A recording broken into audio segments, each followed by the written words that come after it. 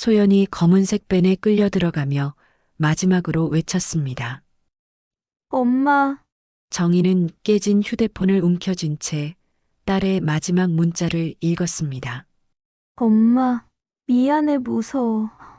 차가운 침묵 속 정희의 손끝이 떨렸습니다.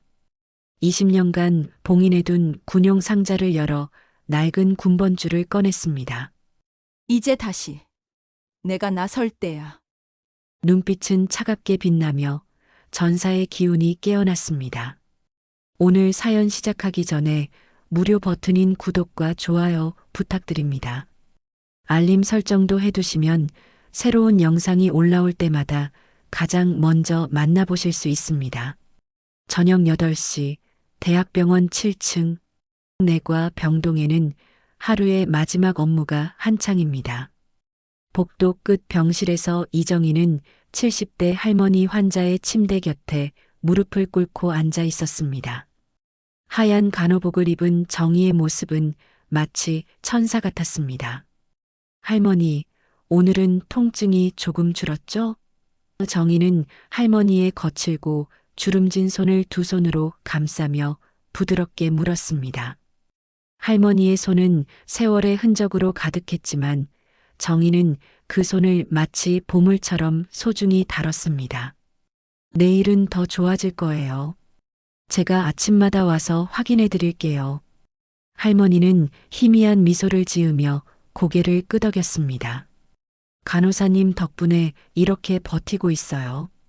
다른 간호사들은 바빠서 그냥 지나가는데 간호사님만 이렇게 신경 써주시네요. 할머니의 목소리는 떨렸지만 그 안에는 깊은 감사가 담겨 있었습니다. 정희는 할머니의 이마에 손을 대어 열을 재어보며 말했습니다. 열도 많이 내렸네요. 약이 잘 듣고 있는 것 같아요. 하지만 무리하지 마시고 푹 쉬세요. 그런 다음 침대 옆 의자를 당겨 앉으며 할머니와 눈을 맞췄습니다. 혹시 불편한 곳은 없으세요? 베개 높이는 괜찮고요? 병실 밖에서 지켜보던 보호자, 가족들이 서로 속삭였습니다. 역시 이정희 간호사님은 다르다니까. 우리 엄마가 이 간호사님 만나고부터 표정이 훨씬 밝아졌어. 정말 천사 같으신 분이야. 저런 분이 있어서 병원이 따뜻해지는 거지.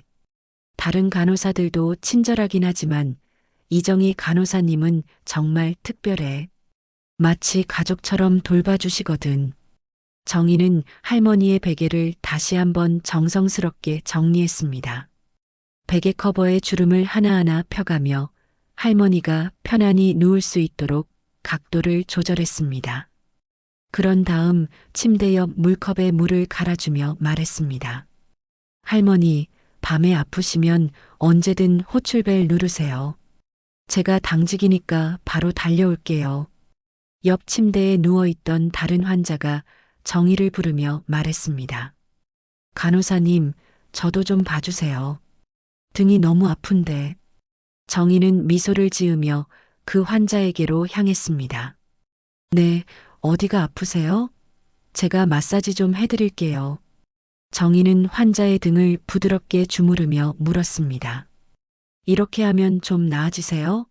환자는 안도의 한숨을 내쉬며 고개를 끄덕였습니다. 아, 시원해요. 정말 고마워요, 간호사님.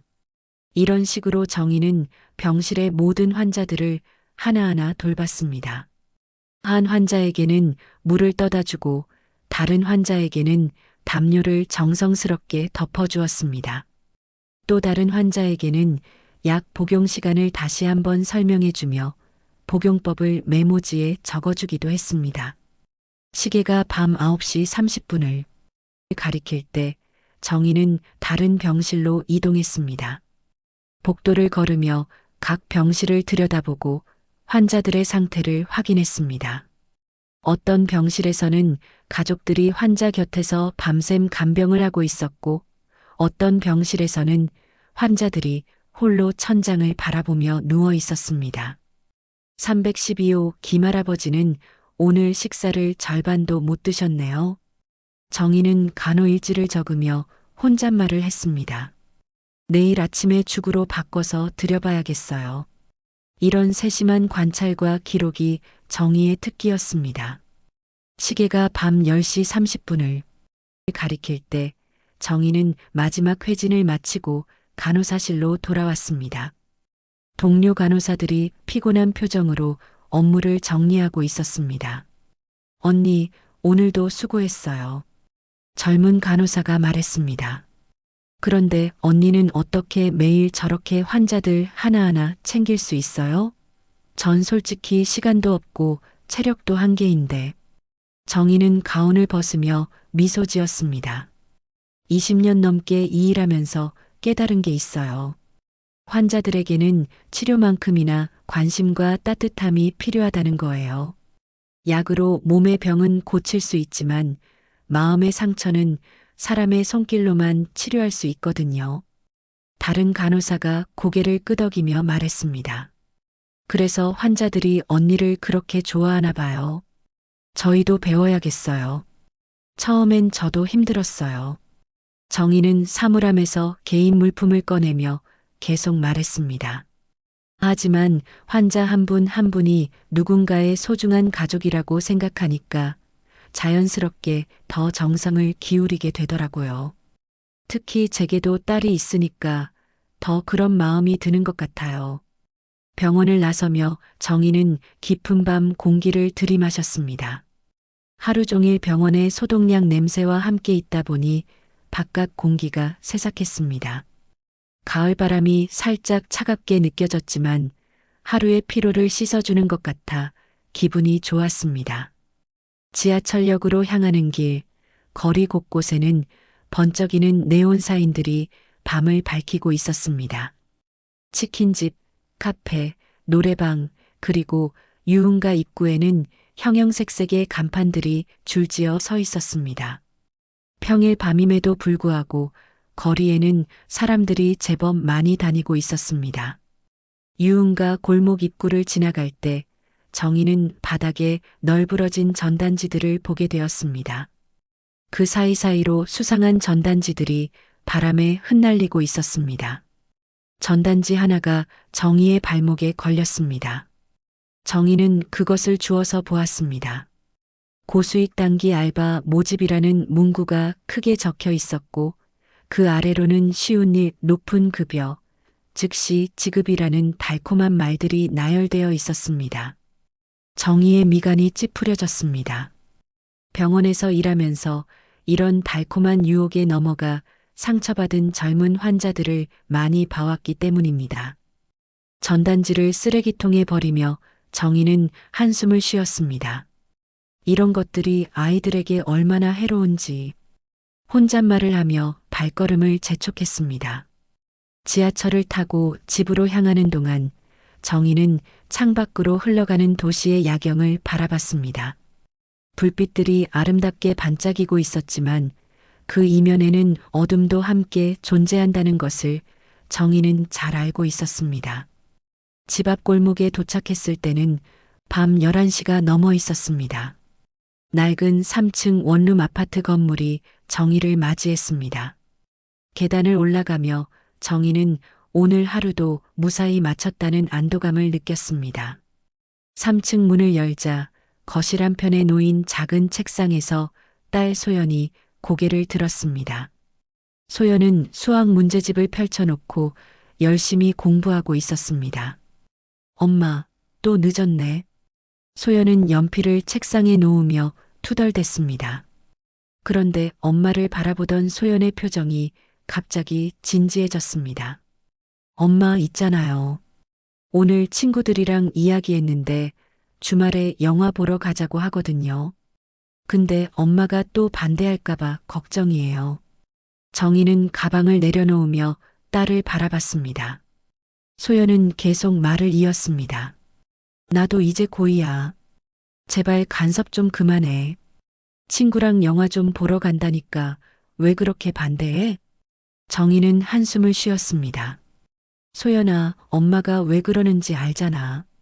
요즘 세상이 얼마나 무서운데. 특히 너 같은 예쁜 애들은 더 조심해야 해. 소연은 의자를 뒤로 돌리며 엄마를 바라봤습니다. 에이, 엄마는 너무 걱정이 많아요. 우리 동네가 얼마나 안전한데요. 그리고 저 혼자 다니는 것도 아니고 친구들이랑 같이 다닌다니까요. 정희는 냉장고에서 물을 꺼내 마시며 딸을 바라봤습니다. 어느새 자신만큼 자란 딸의 모습을 보니 마음 한편이 뿌듯하면서도 걱정스러웠습니다. 언제부터인가 어린 소녀였던 소연이 당당한 고등학생으로 자라 있었습니다. 그래도 조심해야 해. 정희는 소연의 옆에 앉으며 말했습니다. 엄마가 병원에서 일하면서 얼마나 많은 사건들을 봐왔는데 순간의 방심이 큰 사고로 이어질 수 있어. 소연은 엄마의 걱정스러운 표정을 보며 조금 누그러진 목소리로 말했습니다. 엄마, 저 정말 괜찮아요. 엄마가 키운 딸이 그렇게 호락호락하지 않거든요. 그리고 친구들도 다 착한 애들이에요. 정희는 결국 웃으며 말했습니다. 알았다, 알았어. 대신 꼭 조심하고 늦게 다니지 마라. 그리고 혹시 이상한 사람이 말 걸면 절대 대답하지 말고. 소연은 엄마의 어깨에 머리를 기대며 말했습니다. 네, 알겠어요. 그럼 이제 좀 늦었으니까 씻고 잘까요? 창밖으로 보이는 골목 저편에서는 여전히 네온사인들이 번쩍이고 있었습니다. 그 불빛들 사이로 수상한 그림자들이 움직이는 것 같았지만 정희는 그저 착각이라고 생각했습니다. 평범한 간호사인 자신과 평범한 고등학생인 딸에게 무슨 일이 일어날 리 없다고 믿고 있었습니다. 다음 날 저녁 소연은 친구들과 함께 동네 독서실에서 공부를 마치고 있었습니다. 시계가 밤 9시 30분을 가리키고 있었고 독서실은 하나둘 자리를 정리하는 학생들로 분주했습니다. 소연아, 오늘 수학 문제 정말 어려웠다. 친구 지은이가 가방을 매며 말했습니다. 내일 학교에서 또 봐. 응, 조심히 들어가. 소연도 책을 정리하며 대답했습니다. 나도 이제 집에 가야겠어. 엄마가 또 걱정할 시간이야. 독서실을 나서며 소연은 휴대폰을 확인했습니다. 엄마에게서 온 문자가 몇 개 있었습니다. 공부 잘하고 있지? 늦지 말고 들어와. 혹시 배고프면 편의점에서 뭐 좀 사 먹어도 돼. 소연은 미소를 지으며 답장을 보냈습니다. 네, 지금 집에 가고 있어요. 걱정 마세요. 친구들과 헤어진 소연은 혼자 집으로 향했습니다. 평소와 같은 길이었지만 밤이 되니 조금 으스스한 느낌이 들었습니다. 가로등 불빛이 만들어내는 그림자들이 길게 늘어져 있었고 간간히 지나가는 사람들의 발소리만이 정적을 깨뜨렸습니다. 골목 초입에 들어설 때 소연은 뒤에서 따라오는 발소리를 느꼈습니다. 처음에는 신경 쓰지 않았지만 계속해서 같은 리듬으로 따라오는 것이 조금 이상했습니다. 소연은 발걸음을 조금 빨리 했지만 뒤따라오는 발소리도 함께 빨라졌습니다. 불안감이 엄습하기 시작했습니다.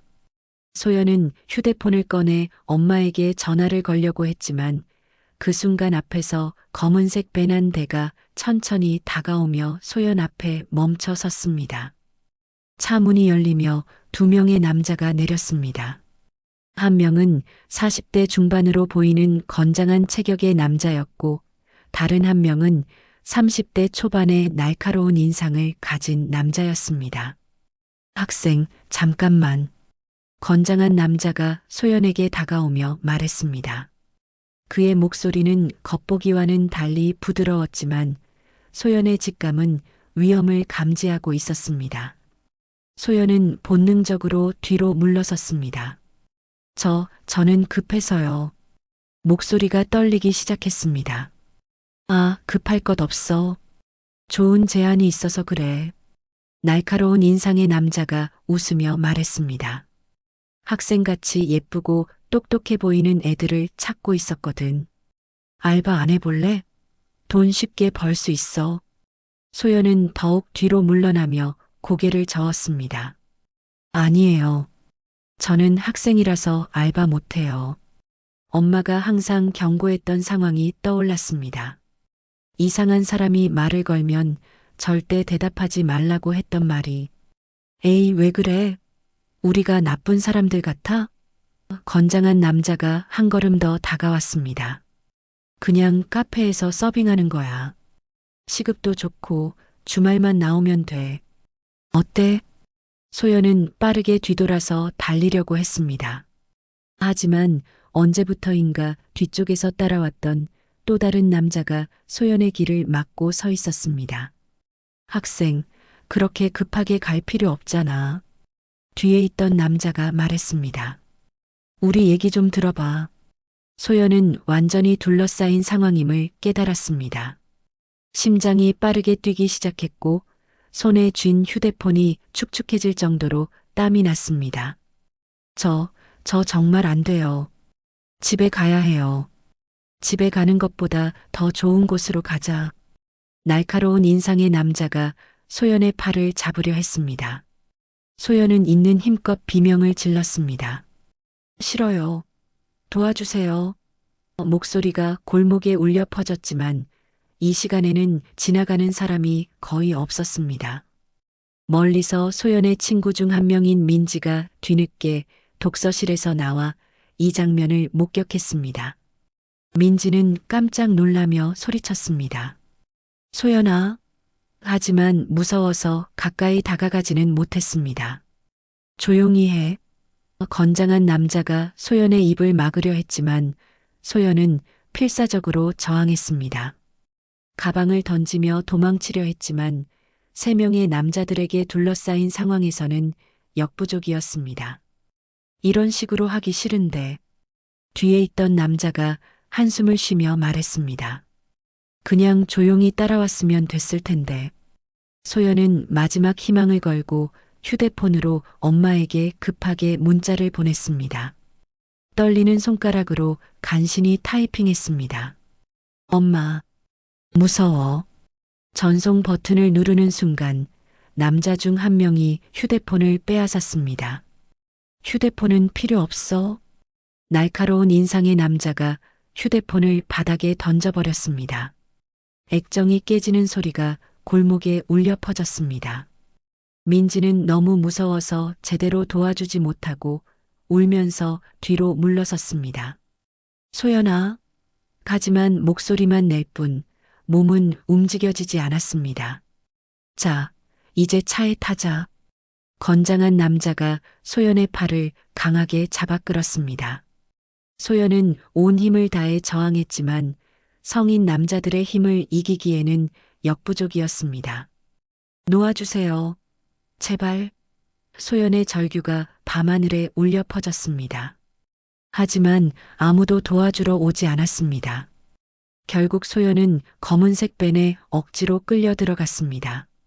차 문이 닫히는 순간 소연의 마지막 외침이 골목에 메아리 쳤습니다. 엄마. 밴은 빠른 속도로 골목을 빠져나갔고 그 자리에는 깨진 휴대폰과 소연의 가방만이 남겨져 있었습니다. 민지는 떨리는 손으로 자신의 휴대폰을 꺼내 경찰에 신고했습니다. 여보세요? 제 친구가 납치당했어요. 하지만 목소리는 공포로 인해 제대로 나오지 않았습니다.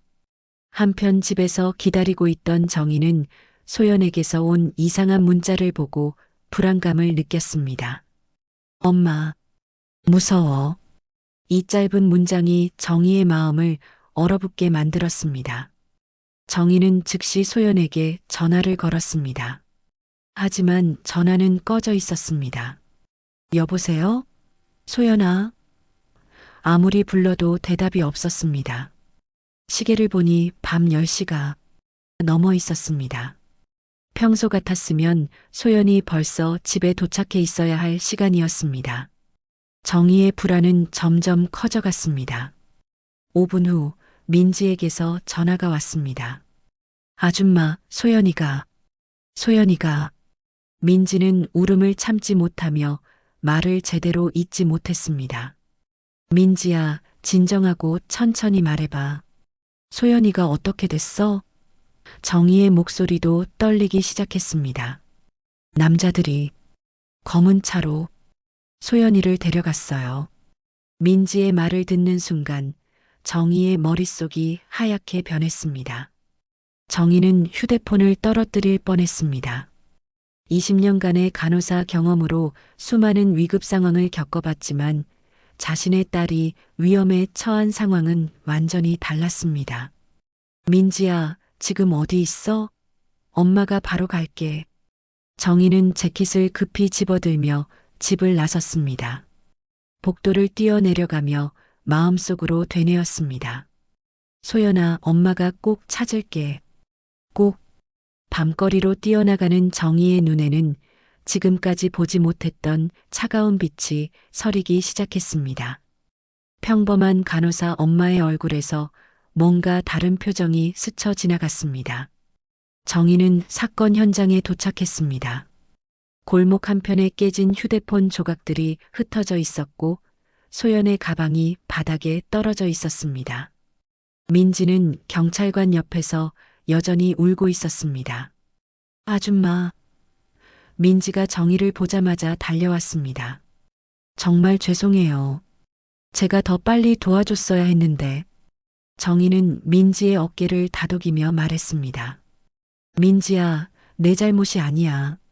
정확히 무슨 일이 있었는지 말해줄 수 있겠니? 민지는 흐느끼며 사건의 전말을 설명했습니다. 검은색 밴 3명의 남자들, 그리고 소연이 끌려가던 마지막 순간까지. 정희는 민지의 말을 들으며 주먹을 꽉 쥐었습니다. 경찰관이 정희에게 다가왔습니다. 실종자의 어머니시죠?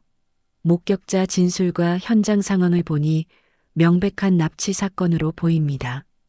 일단 파출소로 가서 정식으로 신고를 해주셔야 합니다. 네, 알겠습니다. 정희는 소연의 가방을 주워들며 대답했습니다. 가방을 만지는 순간 딸의 체온이 아직 남아있는 것 같아 마음이 아팠습니다. 파출소로 향하는 길에서 정희는 깨진 휴대폰 조각들을 하나하나 주워 담았습니다. 혹시라도 단서가 될 수 있을까 하는 마음에서였습니다. 민지는 정희의 옆에서 계속 중얼거렸습니다. 제가 더 용감했다면, 제가 소리라도 더 크게 질렀다면. 파출소에 도착한 정희는 즉시 납치 신고를 했습니다. 담당 경찰관은 민지의 증언을 자세히 들은 후 고개를 끄덕였습니다. 목격자 진술이 명확하고 현장에 증거물도 남아있으니 수사에 착수하겠습니다. 경찰관은 서류를 작성하며 말했습니다. 다만 밤늦은 시간이고 차량 번호를 정확히 확인하지 못해서 수사에 시간이 걸릴 것 같습니다. 정희는 초조한 마음을 억누르며 물었습니다. 얼마나 걸릴까요? 지금 이 순간에도 내 딸이 위험해. 최선을 다하겠지만 단서가 많지 않아서요. 경찰관은 난처한 표정을 지었습니다. 검은색 밴이라고 하셨는데 정확한 차종이나 번호판은 못 봤어요. 민지가 흐느끼며 말했습니다. 너무 무서워서, 그리고 어두워서 잘 안 보였어요. 정희는 점점 답답해졌습니다. 그럼 언제쯤 소식을 들을 수 있을까요? 주변 CCTV를 확인하고 인근 지역에 수배 공문을 보내겠습니다. 하지만 경찰관은 말을 흐렸습니다. 솔직히 말씀드리면 이런 사건들이 요즘 많아서 수사 인력이 부족한 상황입니다. 수사 인력이 부족하다고요? 정희의 목소리가 높아졌습니다. 내 딸이 납치당했는데 인력 부족이라니. 죄송합니다. 하지만 우리도 최선을 다하고 있습니다. 경찰관은 어깨를 으쓱하며 말했습니다. 일단 집에 가서 기다려 보시고 소식 있으면 연락드리겠습니다. 정희는 더 이상 말할 기운도 없었습니다. 무력감과 분노가 동시에 밀려왔습니다. 민지와 함께 파출소를 나서며 정희는 하늘을 올려다봤습니다. 별이 하나도 보이지 않는 어두운 밤하늘이었습니다. 집으로 돌아온 정희는 소연의 방에 앉았습니다. 책상 위에는 소연이 공부하던 문제집이 그대로 펼쳐져 있었고, 침대에는 소연이 좋아하던 인형들이 가지런히 놓여 있었습니다. 소연아. 정희는 인형 중 하나를 끌어안으며 눈물을 흘렸습니다. 엄마가 지켜주지 못해서 미안해. 시간이 흐를수록 정희의 마음속에는 다른 감정이 자리 잡기 시작했습니다. 절망과 무력감에서 점점 분노와 결의로 바뀌어 가고 있었습니다. 새벽 2시가 되자 정희는 침실로 들어가 오랫동안 열어보지 않았던 옷장을 열었습니다. 옷들을 하나씩 치우며 맨 안쪽 깊숙한 곳에 숨겨둔 낡은 상자를 꺼냈습니다. 상자를 열자 군 시절의 기념품들이 나왔습니다. 낡은 군번줄, 부대 마크, 그리고 몇 장의 사진들. 정희는 떨리는 손으로 군번줄을 집어들었습니다. 사진 중 하나에는 젊은 시절의 정희가 군복을 입고 동료들과 함께 찍은 모습이 담겨 있었습니다. 그때의 정희는 지금과는 완전히 다른 표정을 하고 있었습니다. 강인하고 날카로운 눈빛, 그리고 어떤 상황에도 굴복하지 않을 것 같은 의지가 담겨 있었습니다. 이정희 중위님 간호장교라고 해서 무시하면 안 됩니다. 사진을 보는 순간 27세 시절의 기억이 생생하게 떠올랐습니다. 특전사 부대와 함께했던 해외 파병 당시 상관이 했던 말이었습니다. 간호사는 생명을 살리지만 중위님에게는 사람을 지킬 힘도 있습니다. 그때 부대장이 정희에게 했던 말이 귓가에 울렸습니다. 정희는 눈을 감고 그때의 기억을 되살렸습니다. 정글 속에서 부상병을 업고 총탄이 날아드는 전장을 뛰어넘던 자신의 모습, 적군의 기습 공격을 받았을 때 의료진을 보호하기 위해 맨손으로 적과 싸웠던 그 순간들, 야전 훈련에서 1등, 응급 전투 의료에서도 1등. 정희는 혼잣말을 하며 자신의 손을 바라봤습니다. 생존술도 마스터했고 근접 전투도 할 수 있었는데 거울 앞에 선 정희는 20여 년 전의 자신과 지금의 자신을 비교해 보았습니다. 겉모습은 많이 변했지만 내면 깊숙한 곳에는 그때의 정희가 여전히 살아 있었습니다. 6년간의 군 복무. 정희는 거울 속 자신에게 말하듯 중얼거렸습니다. 간호장교였지만 특전사들과 함께 훈련받았고 실전도 경험했어. 정희는 군번줄을 목에 걸어보았습니다. 낡았지만 여전히 견고한 느낌이 들었습니다.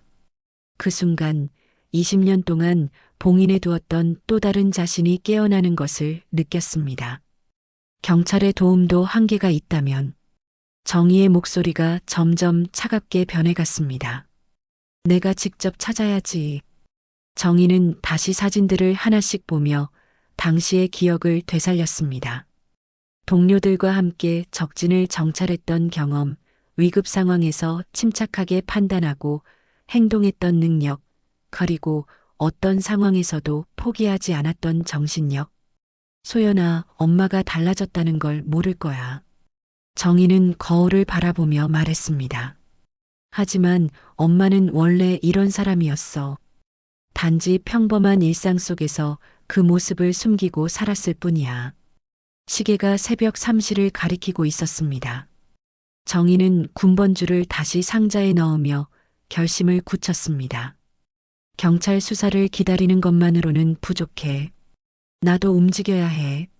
정희는 옷장에서 평소보다 활동하기 편한 옷을 꺼내 입었습니다. 검은색 바지에 편안한 운동화, 그리고 몸에 잘 맞는 재킷.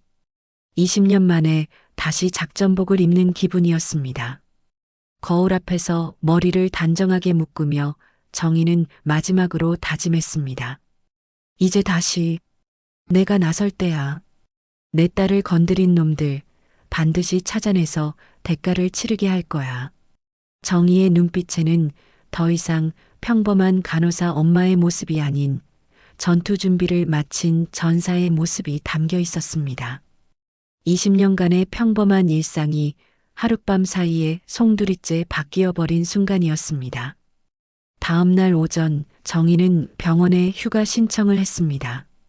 20년간 한 번도 개인 사정으로 급작스럽게 휴가를 낸 적이 없던 정희였기에 동료들은 모두 놀랐습니다. 언니, 무슨 일 있어요? 얼굴이 너무 안 좋아 보이는데. 젊은 간호사가 걱정스럽게 물었습니다. 가족 일이 좀 생겨서. 정희는 간단히 대답하며 병원을 나섰습니다.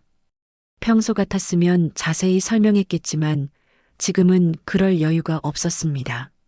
정희는 먼저 어제 사건이 일어난 골목 주변을 샅샅이 조사했습니다. 주변 상점들을 돌아다니며 혹시 수상한 차량이나 사람을 목격했는지 물어봤습니다. 하지만 대부분의 가게들은 밤 10시면 문을 닫아서 별다른 정보를 얻을 수 없었습니다. 검은색 밴요? 글쎄요, 이 동네에는 그런 차가 많이 다녀서. 편의점 사장은 고개를 저으며 말했습니다. 특별히 기억나는 건 없네요. 점심시간이 되자 정희는 동네 고등학생들이 자주 다니는 곳들을 찾아다녔습니다. PC방, 카페, 노래방 등을 돌아다니며 소연과 비슷한 또래 아이들에게 물어봤습니다. 한 PC방에서 정희는 중요한 정보를 얻었습니다. 아, 그런 일이 있었다고요? 한 남학생이 놀라며 말했습니다. 사실 저희도 며칠 전에 비슷한 일을 당할 뻔했어요. 학교 앞에서 낯선 아저씨들이 알바 제안을 하더라고요. 어떤 알바 제안이었니? 정희가 급하게 물었습니다. 카페에서 서빙하는 거라고 했는데 시급이 너무 높았어요. 그래서 수상해서 안 했거든요. 학생은 계속 말했습니다. 친구 말로는 화신거리 쪽에 그런 곳들이 많다고 하던데요. 화신거리. 정희는 그 이름을 들은 순간 몸이 굳어졌습니다. 그곳은 도시에서 가장 유명한 유흥가였습니다. 평소에도 뉴스에서 불법 영업과 관련된 사건들이 종종 보도되던 곳이었습니다. 혹시 정확한 위치를 아니? 정희가 물었습니다. 정확히는 모르겠지만 클럽들이 많은 그 골목이요. 저희는 절대 안 가거든요. 학생이 대답했습니다. 정희는 학생에게 고마움을 표하고 PC방을 나섰습니다. 드디어 첫 번째 단서를 찾은 것 같았습니다. 오후 6시 정희는 화신거리에 도착했습니다.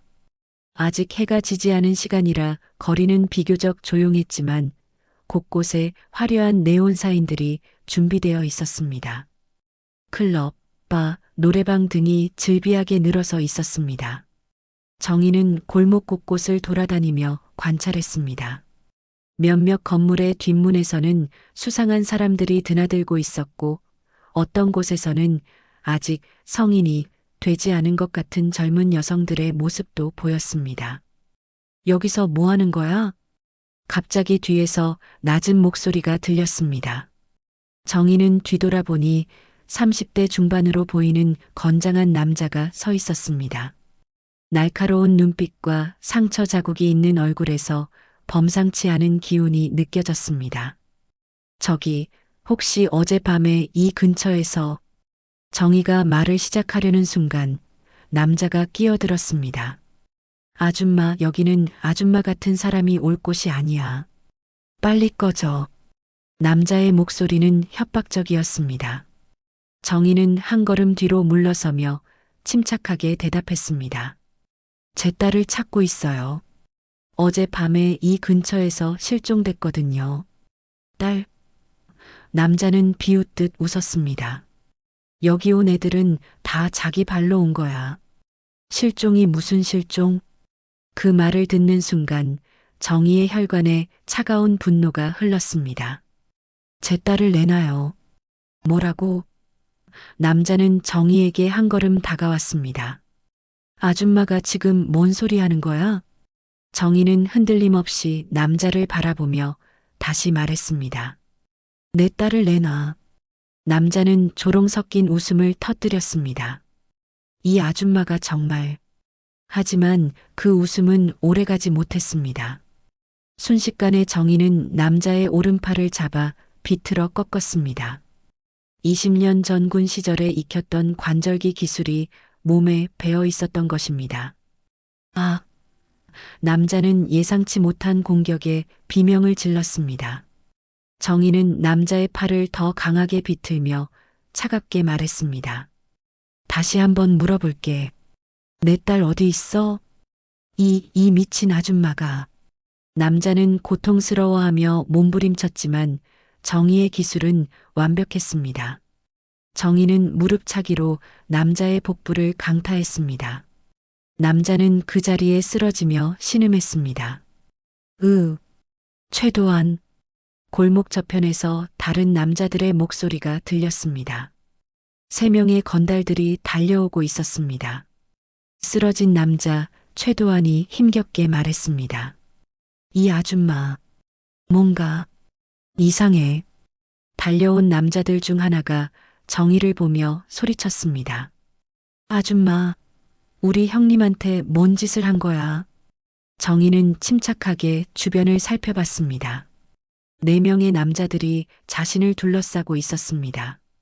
20년 전이었다면 이런 상황도 충분히 해결할 수 있었지만 지금은 체력적인 한계를 느꼈습니다. 형님, 괜찮아요? 한 남자가 최도한을 부축하며 물었습니다. 최도한은 팔을 붙잡고 일어서며 정희를 노려봤습니다. 이 아줌마 뭔가 배웠어. 조심해. 정희는 뒤로 물러서며 주변을 다시 살펴봤습니다. 골목 입구는 막혀 있고 뒤쪽은 막다른 길이었습니다. 완전히 포위된 상황이었습니다. 아줌마, 여기서 뭘 찾고 있다고 했지? 최도한이 다가오며 물었습니다. 딸을 찾는다고? 그래요. 정희는 당당하게 대답했습니다. 김소연이라고 해요. 17살 고등학교 2학년. 최도한과 다른 남자들이 서로 시선을 교환했습니다. 그 순간 정희는 직감했습니다. 이들이 소연과 관련이 있다는 것을. 아, 그애? 최도한이 비웃으며 말했습니다. 예쁘던데? 정희의 눈에서 차가운 빛이 번졌습니다. 내 딸에게 손댔어? 손댔다니까 뭔 뜻이야?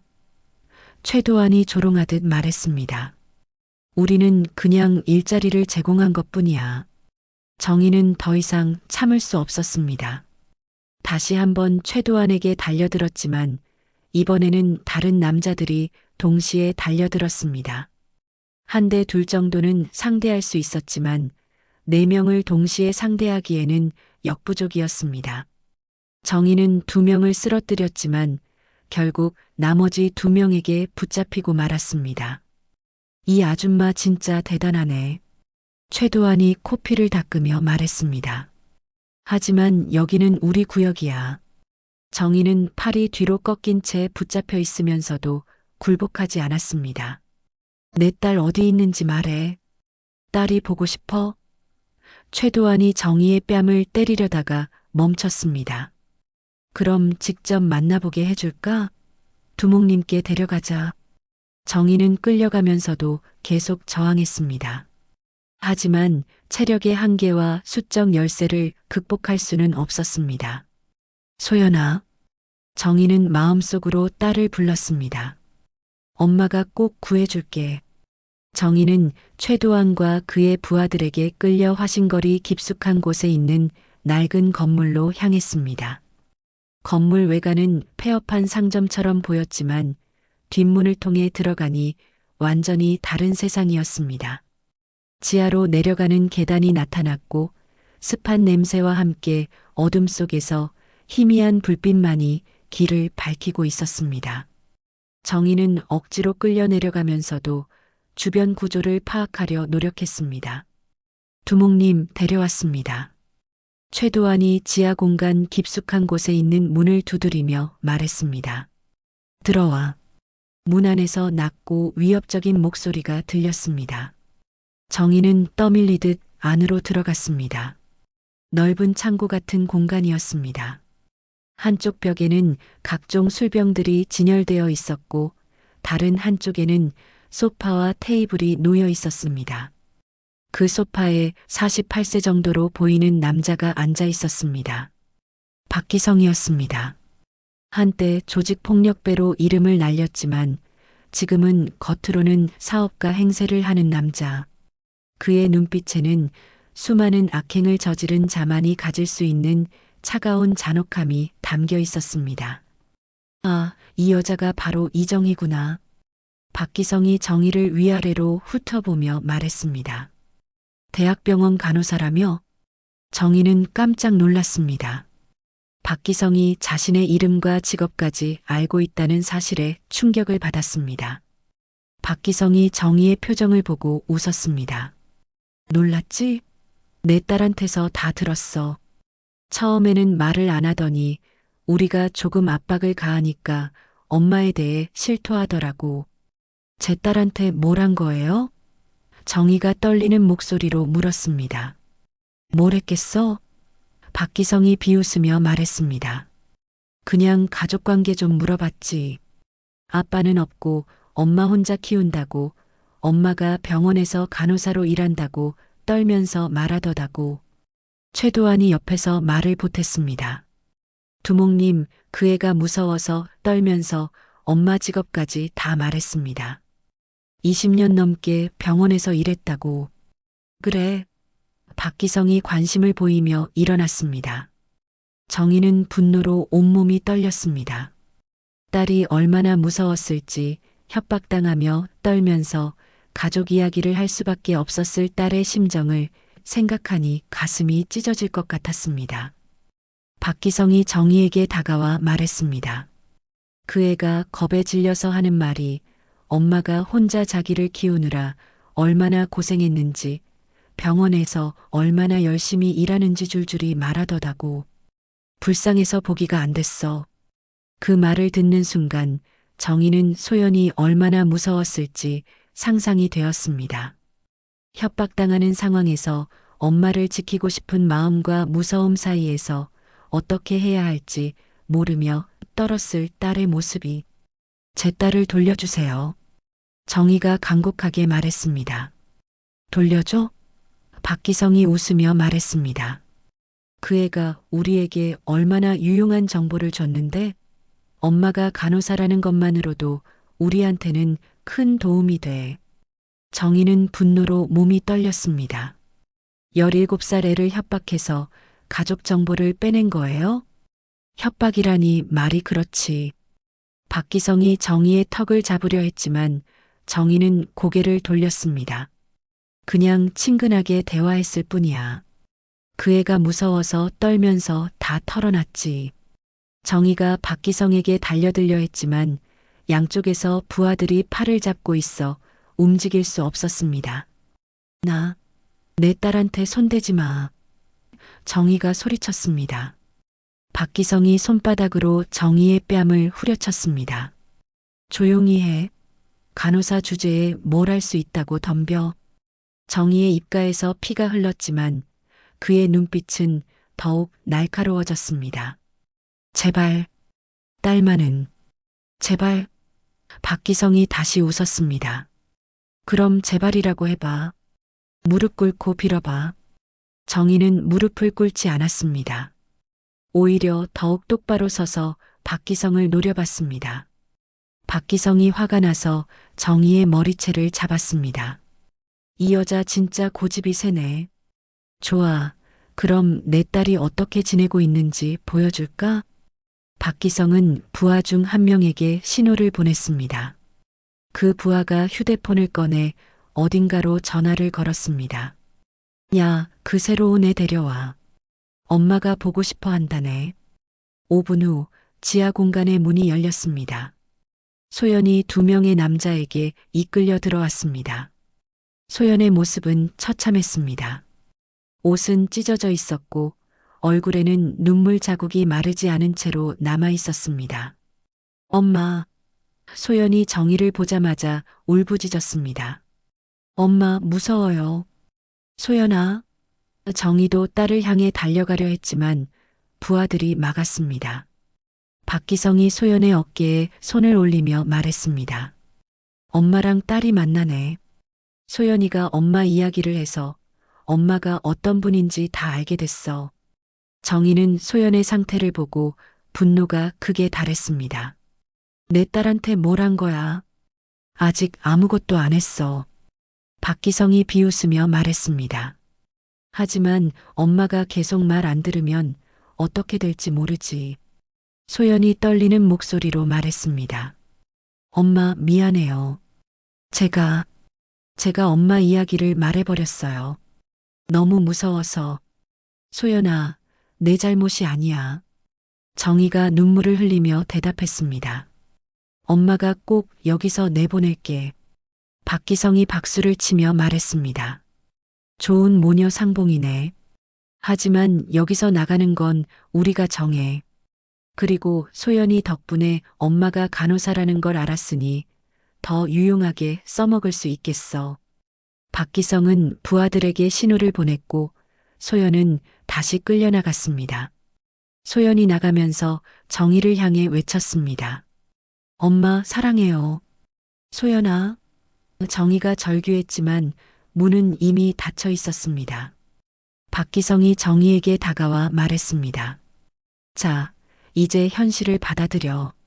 내 딸은 이미 우리 손에 있어. 그리고 내가 간호사라는 것도 이미 알고 있고. 정희는 절망감에 빠졌지만 동시에 더 큰 분노가 타오르고 있었습니다. 당신들 절대 용서 안 해. 용서?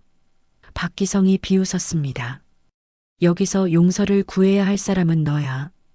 이제 내 차례거든. 박기성은 정희의 뺨을 다시 때리며 말했습니다. 간호사니까 의료 지식이 있겠지? 우리 사업에 도움이 될 수도 있어. 정희가 무슨 뜻인지 묻기 전에 박기성이 계속 말했습니다. 엄마가 딸 대신 일해주면 딸을 좀 더 좋은 곳으로 보내줄지도 몰라. 어때? 무슨 일이죠? 정희가 떨리는 목소리로 물었습니다. 간단해. 우리 애들이 다치면 치료해주고 가끔 약 좀 구해주고. 박기성이 웃으며 말했습니다. 간호사니까 쉽겠지? 정희는 그들이 자신을 불법 의료행위에 이용하려 한다는 것을 깨달았습니다. 하지만 지금 상황에서는 선택의 여지가 없었습니다. 만약 제가 거부하면? 정희가 물었습니다. 거부? 박기성의 표정이 차갑게 변했습니다. 그럼 내 딸이 어떻게 될지는 내가 상상해봐. 정희는 피가 맺힌 입술을 굳게 다물었습니다. 속으로 외쳤습니다. 소연아, 엄마가 꼭 구해줄게. 시간을 줄게. 박기성이 부하들에게 신호를 보냈습니다. 저 여자 안전한 곳에 두고 내일까지 생각할 시간을 줘. 정희는 쇠사슬로 손목이 묶인 채 창고 한 구석에 있는 의자에 앉혀졌습니다. 부하들이 나가며 문을 잠갔고 정희는 홀로 남겨졌습니다. 어둠 속에서 정희는 속으로 다짐했습니다. 이 상황을 반드시 뒤집어 놓을 거야. 시계는 자정을 가리키고 있었고 정희의 진짜 싸움이 이제 시작되려 하고 있었습니다. 어둠 속에서 정희는 쇠사슬에 묶인 채 의자에 앉아 있었습니다. 시계는 새벽 1시를 가리키고 있었고 지하 창고는 깊은 정적에 쌓여 있었습니다. 가끔씩 위층에서 들려오는 발걸음 소리와 음악 소리만이 이곳이 살아있는 공간임을 알려주었습니다. 정희는 손목의 쇠사슬을 살펴봤습니다. 단단해 보였지만 자세히 보니 낡은 것이었습니다. 20년 전 군 시절 포로가 되었을 때를 대비해 배웠던 탈출 기술들이 머릿속에 떠올랐습니다. 침착해, 정희야. 정희는 속으로 중얼거렸습니다. 지금 감정에 휩쓸리면 안 돼. 냉정하게 상황을 파악하고 계획을 세워야 해. 정희는 주변을 자세히 살펴봤습니다. 창고는 생각보다 넓었고 곳곳에 상자들과 술병들이 쌓여 있었습니다. 한쪽 벽에는 공구들이 걸려 있었고 다른 쪽에는 의료용품으로 보이는 상자들이 있었습니다. 의료용품? 정희는 그 상자들을 유심히 바라봤습니다. 아마도 박기성 조직에서 불법적인 의료행위를 위해 준비해 둔 것 같았습니다. 그 순간 정희는 깨달았습니다. 자신이 이곳에 끌려온 이유를 말입니다. 시간이 흐르면서 정희의 마음속에는 다양한 감정들이 교차했습니다.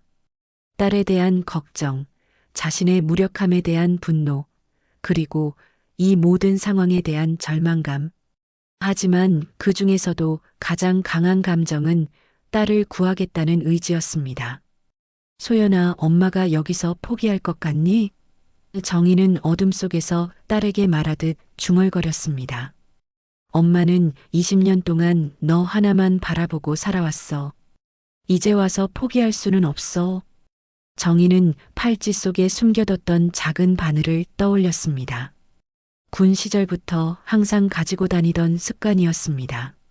언제나 위급 상황을 대비해 몸 어딘가에 작은 도구를 숨겨두는 것. 다행히 적들이 몸수색을 할 때 놓친 부분이었습니다. 정희는 조심스럽게 손목을 움직여 팔찌에서 바늘을 빼냈습니다. 가느다란 바늘이었지만 자물쇠를 여는 데는 충분했습니다. 군 시절에 수없이 연습했던 기술이었기 때문입니다. 바늘을 쇠사슬의 자물쇠에 집어넣으며 정희는 과거를 회상했습니다. 27세 간호장교로 복무하던 시절, 특전사 부대와 함께 해외 파병을 갔던 그때, 이정희 중위님, 그때의 상관 목소리가 귓가에 울렸습니다. 간호장교라고 해서 안전한 후방에만 있을 거라고 생각하면 안 됩니다. 전쟁터에서는 의료진도 전투원이 될 수 있어요. 그래서 배웠던 것들이었습니다. 탈출술, 생존술, 그리고 근접 전투까지. 정희는 단순히 환자를 치료하는 간호사가 아니라 동료들의 생명을 지켜야 하는 전사이기도 했습니다. 넌 치료만 하는 간호사가 아니다. 부대장의 말이 생생하게 떠올랐습니다. 동료의 생명을 지켜야 할 전사다. 그 책임감을 잊지 마라. 찰칵. 첫 번째 자물쇠가 열렸습니다. 정희는 미소를 지었습니다. 20년이 지났지만 손놀림은 여전했습니다. 두 번째 자물쇠를 열면서 정희는 계속해서 과거를 떠올렸습니다. 정글 속에서 부상병을 업고 적의 총탄을 피해 뛰던 그 순간들, 심장이 터질 것 같은 극한 상황에서도 포기하지 않고 동료를 구해냈던 기억들. 그때 나는 할 수 있었어. 정희는 속으로 다짐했습니다. 지금도 할 수 있어. 내 딸을 지킬 수 있어. 찰칵. 두 번째 자물쇠도 열렸습니다. 이제 정희는 자유롭게 움직일 수 있었습니다. 하지만 성급하게 움직이면 안 되었습니다. 계획이 필요했습니다. 정희는 조용히 일어나 창고 안을 살펴봤습니다. 의료용품 상자에서 사용할 만한 것들을 찾아보았습니다. 주사기, 소독약, 그리고 메스까지.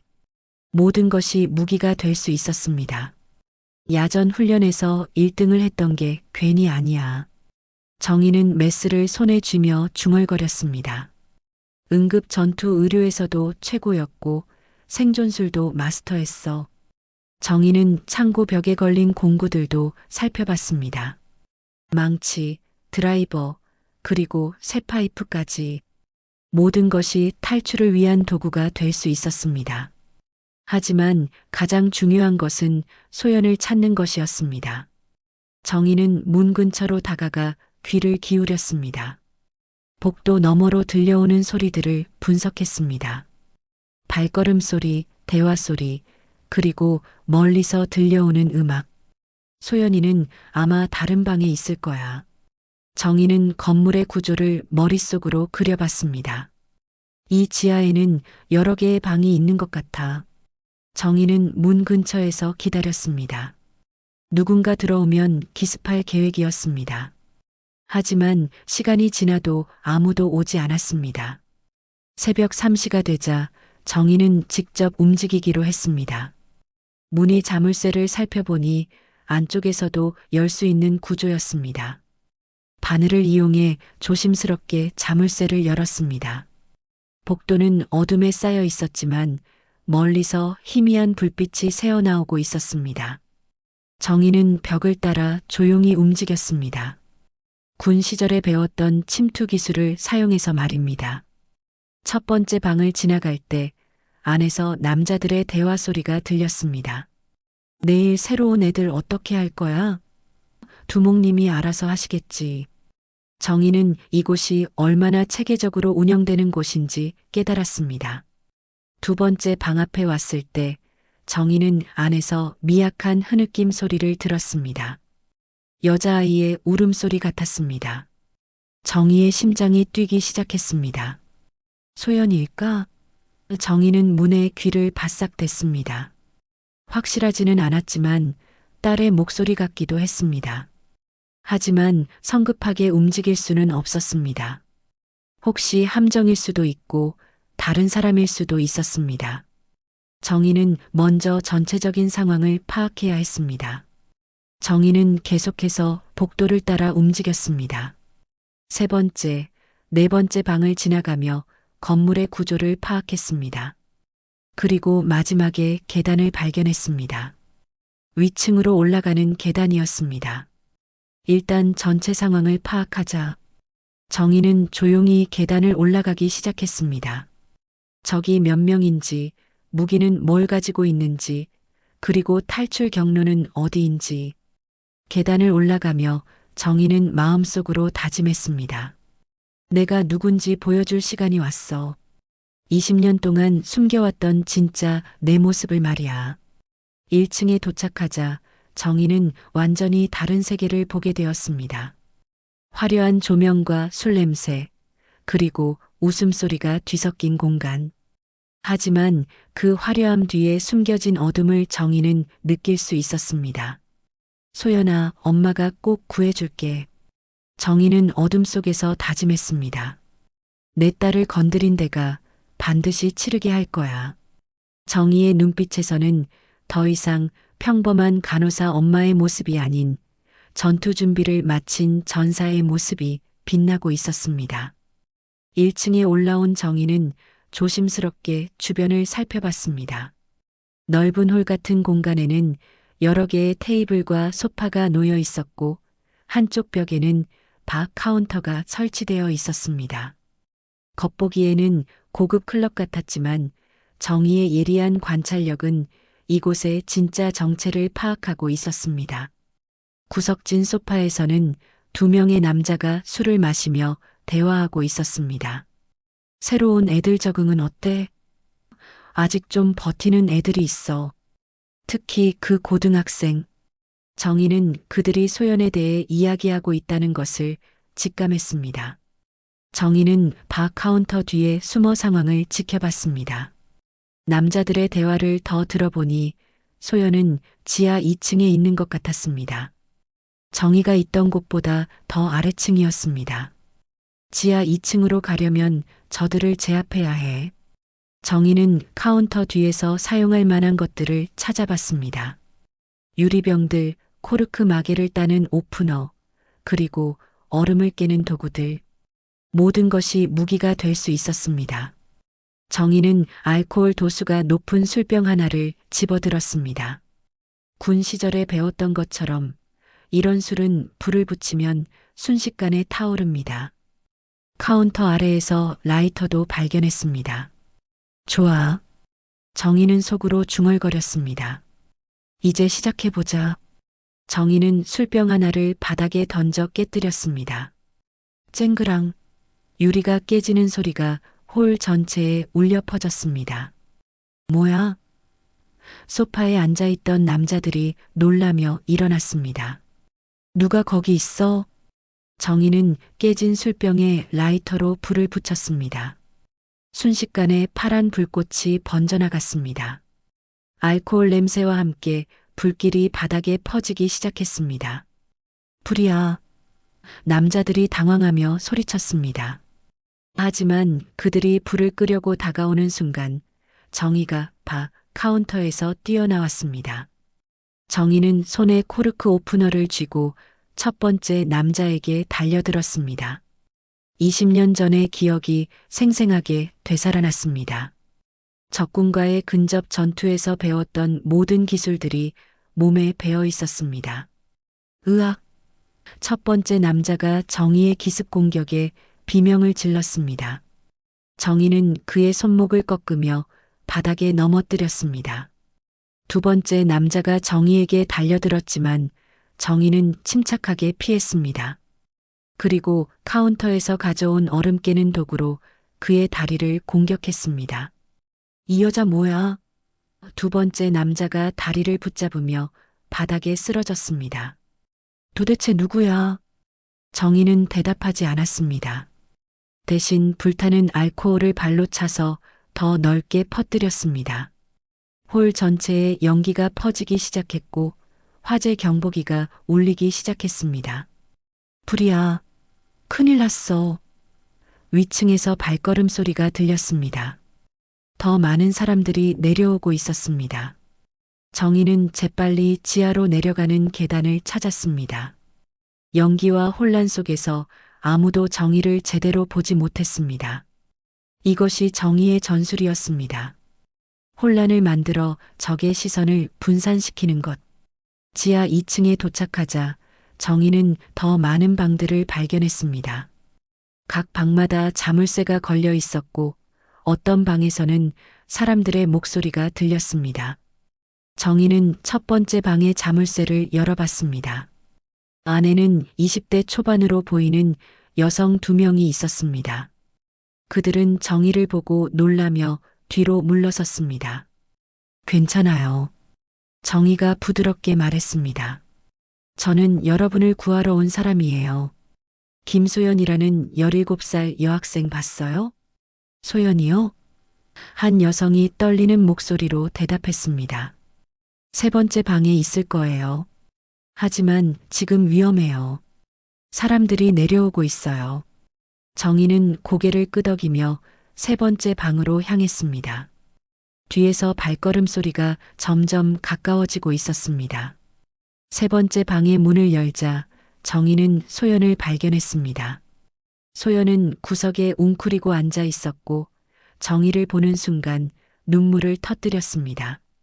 엄마, 소연이 정희에게 달려와 안겼습니다. 엄마, 정말이에요? 꿈이 아니에요? 꿈이 아니야, 소연아. 정희가 딸을 꽉 안으며 말했습니다. 엄마가 왔어. 이제 여기서 나가자. 하지만 그 순간 뒤에서 박기성의 목소리가 들렸습니다. 여기 있었구나. 정희는 소연을 자신의 뒤로 밀어내며 돌아봤습니다. 박기성이 최도환과 5명의 부하들을 데리고 나타났습니다. 그들의 손에는 각종 무기들이 들려 있었습니다.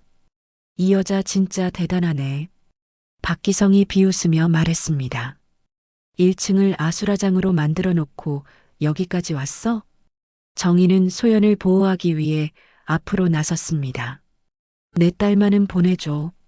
나는 어떻게 되든 상관없어. 어떻게 되든 상관없다고? 박기성이 웃으며 칼을 뽑아 들었습니다. 그럼 정말 어떻게 될지 보여줄까? 박기성이 칼을 들고 정희에게 달려들었습니다. 하지만 정희는 침착하게 피했습니다. 20년 전 군 시절의 기억이 완전히 되살아났습니다. 정희는 손에 있던 메스로 박기성의 팔을 베었습니다. 박기성이 놀라며 뒤로 물러섰습니다. 이 여자 뭔가 배웠어. 배웠다고? 정희의 목소리가 차갑게 변했습니다. 나는 간호사가 맞아. 하지만 동시에 6년간 군복을 입고 전장에서 싸웠던 전사이기도 해. 부하들이 동시에 달려들었지만 정희는 하나씩 상대했습니다. 한 명은 관절기로 제압하고 다른 한 명은 목에 있는 급소를 눌러 기절시켰습니다. 불가능해. 최도환이 소리쳤습니다.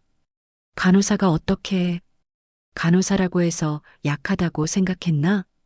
정희가 최도환에게 다가가며 말했습니다.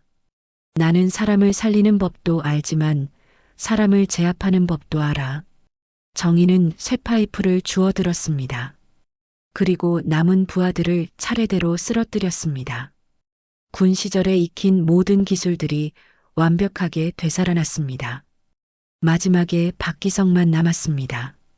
그는 다시 칼을 들고 정희에게 달려들었습니다. 내가 아무리 발버둥쳐도 늦었어. 하지만 정희는 박기성의 공격을 정확히 예측하고 있었습니다. 칼을 피하며 박기성의 손목을 꺾었습니다. 칼이 바닥에 떨어졌습니다. 엄마의 이름으로 정희가 박기성을 바닥에 눕히며 차갑게 말했습니다. 널 끝장낸다. 정희는 박기성의 목에 손을 대며 기절시켰습니다. 치명적이지 않지만 충분히 무력화시키는 기술이었습니다. 멀리서 경찰 사이렌 소리가 들려오기 시작했습니다. 아마도 화재 신고를 받고 온 것 같았습니다. 소연아, 이제 정말 끝났어. 정희가 딸을 안으며 말했습니다. 엄마가 지켜줬어. 소연은 엄마의 품에서 울면서 말했습니다. 엄마가 이렇게 강했다는 걸 몰랐어요. 엄마는 언제나 너를 지킬 준비가 되어 있었어. 정희가 소연의 머리를 쓰다듬으며 말했습니다. 단지 그 모습을 보여줄 일이 없었을 뿐이야. 경찰들이 건물 안으로 들어오는 소리가 들렸습니다. 정희는 소연과 함께 그들을 맞으러 나갔습니다. 드디어 끝난 것입니다. 하지만 정희의 마음속에는 복잡한 감정이 교차하고 있었습니다. 20년간 숨겨왔던 자신의 또 다른 모습을 다시 꺼내야 했던 현실. 그리고 그 모습을 딸이 보게 된 것에 대한 걱정. 이제 정말 새로운 시작이야. 정희는 소연의 손을 잡으며 생각했습니다. 경찰들이 지하로 내려오는 발걸음 소리가 점점 가까워졌습니다. 정희는 소연을 꽉 안은 채 숨을 고르고 있었습니다. 주변에는 기절한 박기성과 그의 부하들이 쓰러져 있었고 위층에서는 아직도 연기 냄새가 스며들고 있었습니다. 경찰입니다. 누구 있습니까? 계단에서 경찰관의 목소리가 들렸습니다. 여기요. 정희가 소연을 안은 채 소리쳤습니다. 구조가 필요해요. 몇 분 후 경찰관들이 지하 2층에 도착했습니다. 그들은 쓰러져 있는 남자들과 정희 모녀의 모습을 보고 놀라움을 감추지 못했습니다. 여기서 무슨 일이 있었습니까? 경찰관이 정희에게 물었습니다. 이 사람들이 제 딸을 납치했습니다. 정희가 침착하게 대답했습니다. 정당방위였어요. 경찰관은 주변을 둘러보며 상황을 파악했습니다. 기절한 남자들, 부러진 무기들, 그리고 다른 방들에서 구출된 여성들까지 이곳이 얼마나 체계적인 범죄 조직의 본거지였는지 한눈에 알 수 있었습니다. 먼저 안전한 곳으로 이동하죠. 경찰관이 정희 모녀를 이끌며 말했습니다. 자세한 이야기는 나중에 듣겠습니다. 지상으로 올라오니 화신거리는 완전히 다른 모습이었습니다. 소방차와 구급차, 경찰차들이 즐비하게 늘어서 있었고 구경꾼들이 모여들어 있었습니다. 건물에서는 아직도 연기가 피어오르고 있었습니다. 구급차에서 정희와 소연은 간단한 응급처치를 받았습니다. 다행히 심각한 부상은 없었지만 소연은 심리적 충격으로 계속 떨고 있었습니다. 괜찮아, 소연아. 정희가 딸의 손을 잡으며 말했습니다. 이제 정말 끝났어. 아무도 우리를 해치지 못해. 소연은 엄마를 바라보며 눈물을 흘렸습니다. 엄마, 저 정말 무서웠어요. 하지만 엄마가 나타났을 때 마치 영화 속 영웅 같았어요. 정희는 복잡한 표정을 지었습니다. 딸이 자신의 숨겨진 모습을 보게 된 것에 대한 걱정이 있었기 때문입니다. 엄마 있잖아요. 소연이 정희의 손을 꽉 잡으며 말했습니다. 나 이제 알았어요. 엄마가 그냥 간호사가 아니었구나. 정희는 잠시 멈칫했습니다. 소연아. 아니에요. 좋다는 뜻이에요. 소연이 미소를 지으며 계속 말했습니다. 엄마는 언제나 간호사였잖아요. 사람을 살리고 저를 지키는 게 엄마 일이니까. 단지 방법이 달랐을 뿐이에요. 정희는 딸의 말을 듣고 안도의 한숨을 쉬었습니다. 소연이 이 상황을 이해하고 있다는 것이 다행스러웠습니다.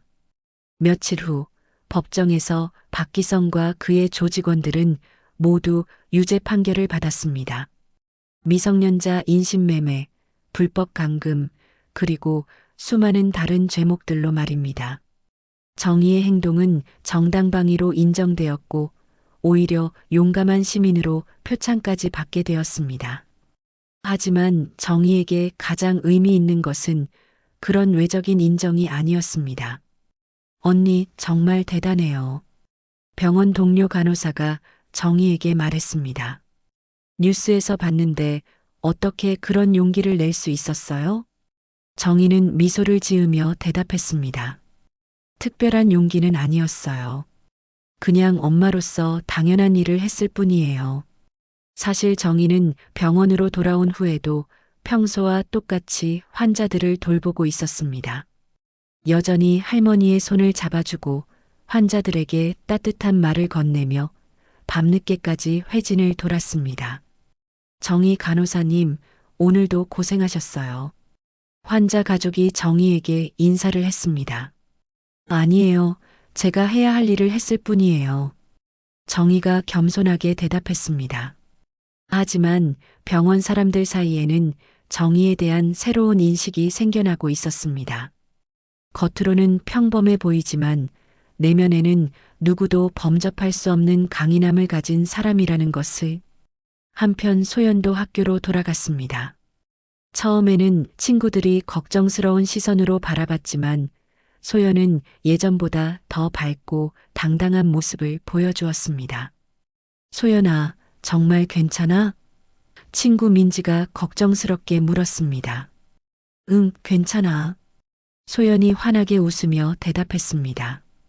우리 엄마가 지켜줬거든. 우리 엄마는 정말 대단한 사람이야. 저녁, 집에 돌아온 정희와 소연은 함께 저녁을 먹으며 대화를 나누었습니다. 엄마, 궁금한 게 있어요. 소연이 젓가락을 놓으며 말했습니다. 엄마의 과거 이야기를 더 듣고 싶어요. 정희는 잠시 생각하더니 미소를 지었습니다. 언젠가 때가 되면 다 이야기해 줄게. 지금은 엄마가 너를 사랑한다는 것만 알면 충분해. 저도 엄마 사랑해요. 소연이 정희의 손을 잡으며 말했습니다. 그리고 엄마를 정말 자랑스러워해요. 창밖으로 보이는 화신거리는 예전과는 완전히 달라져 있었습니다. 경찰의 단속이 강화되었고 불법 업소들은 대부분 문을 닫았습니다. 거리를 걷는 사람들의 표정도 한결 밝아 보였습니다. 며칠 후 정희는 오빠 이철수에게서 전화를 받았습니다. 정희야, 뉴스 봤어. 철수의 목소리에는 놀라움과 자랑스러움이 섞여 있었습니다. 내가 내 동생을 제대로 몰랐구나. 오빠, 그냥 상황이 그랬던 거예요. 정희가 웃으며 대답했습니다. 아니야, 정희야. 철수가 진지하게 말했습니다. 너는 정말 대단한 사람이야. 항상 그랬지만 이번에 더 확실히 알게 됐어.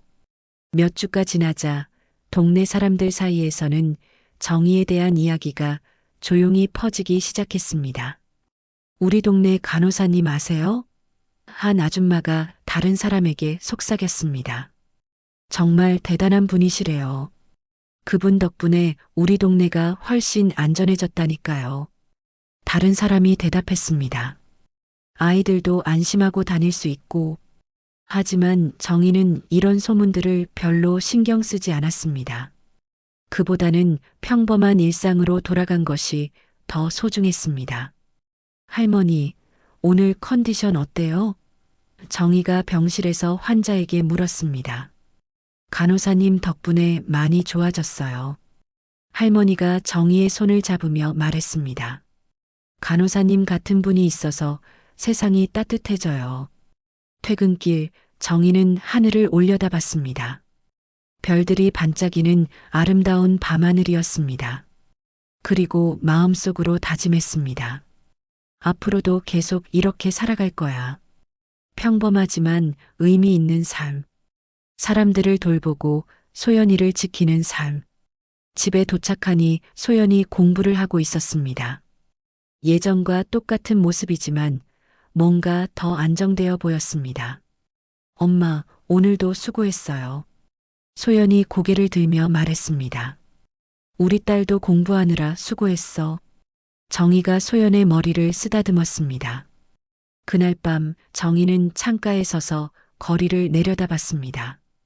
평온한 동네의 야경이 마음을 편안하게 만들었습니다. 소연의 방에서 들려오는 잔잔한 숨소리를 들으며 정희는 지난 며칠을 떠올렸습니다. 20년 동안 봉인해 두었던 자신의 모습을 다시 꺼내야 했던 순간들. 하지만 그 모든 것이 딸을 지키기 위함이었습니다. 정희는 손목에 있는 작은 상처를 만지며 미소를 지었습니다. 전투에서 생긴 상처였지만 이상하게도 아프지 않았습니다. 오히려 뿌듯함이 느껴졌습니다. 엄마는 언제나 간호사였어. 소연이 했던 말이 귓가에 울렸습니다. 사람을 살리고 저를 지키는 게 엄마 일이니까. 정희는 깊은 숨을 내쉬며 중얼거렸습니다. 맞아, 소연아. 엄마는 언제나 내 곁에서 널 지킬 거야. 그게 엄마가 존재하는 이유니까. 창밖 거리에서는 이제 아이들이 안전하게 다닐 수 있게 되었습니다. 그것만으로도 모든 것이 의미가 있었습니다. 오늘 사연 들어주셔서 감사합니다. 구독과 좋아요는 큰 힘이 됩니다.